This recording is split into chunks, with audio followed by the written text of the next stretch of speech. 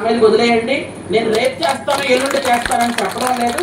ఖచ్చితంగా నేను చేసి తీరుతానని మాత్రం మీకు మాటిస్తున్నాను. ఖచ్చితంగా చేద్దాం.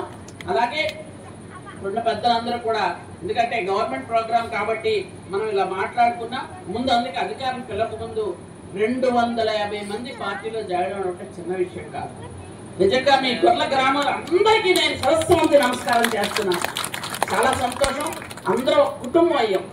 అందరం కూడా మంచి చెడ్డ మాట్లాడుకోవడానికి, కష్ట సుఖం పంచుకోవడానికి అందరూ కూడా 250 మంది ఒక రోజు ఒక కార్యక్రమంలో గొర్రెలలో ఇంతమంది జాయిన్ అవ్వడం అంటే చిన్న విషయం కాదు. అంటే మీ గ్రామం అంతా ఒక మాట మీద వెళ్తుంది. నాకు చాలా సంతోషం. గత టైంలో కాకుండా ఈసారి సర్పంచ్, ఎంపీటీసీ 2 మీరు గెలవాలని నేను మనస్ఫూర్తిగా కోరుతున్నాను. కాబట్టి కోరుకొని వెళ్దాం. అలాగే 31 పంచాయతీల నుంచి కూడా అందరూ కూడా వచ్చారు. మనం అన్ని కార్యక్రమాలు చేసుకుందాం. అందరికీ పెన్షన్లు ఏదో చెప్పారు నాకు. ఆ పెన్షన్లు ఎండిఓ గారు ఎవరిలో డబ్బులు ఇస్తాము అని మనకి చంద్రబాబు నాయుడు గారు చెప్తున్నారు. అలాగే మన అకౌంట్లో డబ్బులు కూడా పడుతున్నాయి. ఇంత పూర్వం మీకు అందరికీ గుర్తుండే ఉంటుంది. అప్పుడు ధాన్యం మనం అమ్మితే ఎన్ని రోజులు పట్టేవి? 5 నెలలు, 6 నెలలు, 7 నెలలు డబ్బులు రాలేదు. గుర్తుందా మీకు? గత 5 సంవత్సరాల్లో. అలాగే కొంతమంది డబ్బులే పడలేదు. సంవత్సరం మర్చిపోకూడదు. అందరూ ఆడలు అసలు మర్చిపోకూడదు.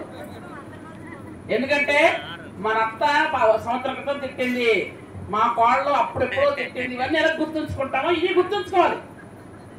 అవునా కదా? సంవత్సరం క్రితం అంటే గత 5 సంవత్సరాల్లో మనకు డబ్బులు పడాలి అంటే మనం కింద మీద తన్నుకుంటేవాళ్ళం. అంతెందుకు, మొక్కజొన్న టైంలో మనకు మొక్కజొన్న 30% కొని మిగిలిన 70% ఏ ఏట్లో పోసుకుంటారో పోసుకున్నా తెలిసారు. అవునా కదా? అప్పుడు మొక్కజొన్న ఏం చేసాం మనం? దళారులకి ఎంతో కొంత రూపాయి రావాల్సిన దగ్గర 30 పైసలు 40 పైసలు రాని నమ్ముకున్నాం. అలాంటి పరిస్థితి కూటమి ప్రభుత్వంలో మన చంద్రబాబు నాయుడు గారు ముఖ్యమంత్రిగా ఉండేటప్పుడు రాకూడదు అని మనందరికీ కూడా మంచి సౌకర్యాలతో ఈరోజు అమ్మకానికి పెడుతున్నాం చక్కగా. అందుకనే ధాన్యం కానీ పత్తి కానీ ఏ పంట పండినా ఆ పంటను మనం కొనుగోలు కేంద్రాలకు ఇచ్చి మనం జాగ్రత్త. ఎందుకంటే మన ఏరియా అందరూ ఎక్కువ ధాన్యం పండించిన రైతులే ఎక్కువ. ఇందాక సోదరుడు రామనాయుడు గారు చెప్పారు, ఎవరైతే పల్లె తిరుపతిరావు గారి దగ్గర నుంచి నిజంగా ఆయన ముందు అందరూ నమస్కారం చేసుకోవాలి.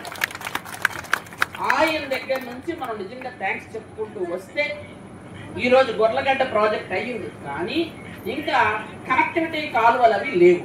అది ఆ విషయం నేను ఎమ్మెల్యే అయిన వెంటనే పెద్దలు వచ్చి ఆల్రెడీ మాకు లెటర్ ఇచ్చారు. ఆ లెటర్ మనం గవర్నమెంట్కి సబ్మిట్ చేసాం. అధికారులు కూడా వీళ్ళు చూసి కరెక్టే, వీళ్ళు ఇచ్చింది కాలువలు అవన్నీ లేవు, కాలువలు అవన్నీ క్రియేట్ చేయాలి, ఇవన్నీ చేయాలని అధికారులు కూడా ఒక రిపోర్ట్ ఇచ్చారు. దాని మీద మనం ఖచ్చితంగా నేను కూడా అతి త్వరలో మళ్ళీ వచ్చి మన గొర్లగడ్డ ప్రాజెక్టు మొత్తం చూడడానికి వస్తాను. వచ్చి చూసిన తర్వాత మీకు ఖచ్చితంగా అమౌంట్ శాంక్షన్ చేయించే పూర్తి నాది అని మీ అందరికీ